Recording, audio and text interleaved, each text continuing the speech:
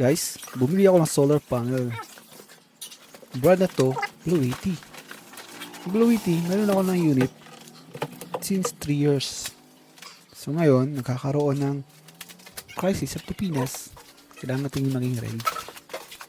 Ang binili ko is isang PB200. 200 watts ang kaya nito. Pero as per specs, ilalagay ko na lang dito kung ano kaya niyang efficiency. So, binubuksan ko na siya. Malaki pala siya, guys. From Blueity.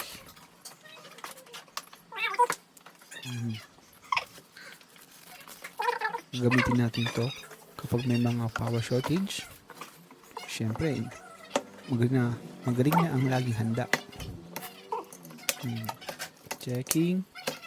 Mukhang okay naman siya yan. Nakatayo na. Yan, mamaya i-testing natin to. May mga sakit na pala siyang kasama. Direct sasaksak sa Blueity unit.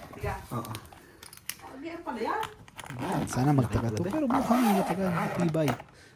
Sabi sa mga reviews, ito yung may pinakamagandang materials na solar panel.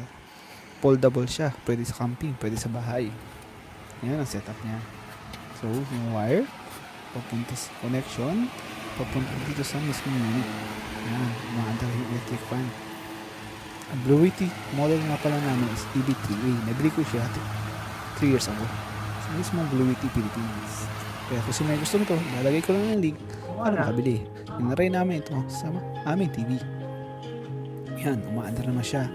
Pure. Hindi siya nakasaksak sa anumang plug. Yan. Magana.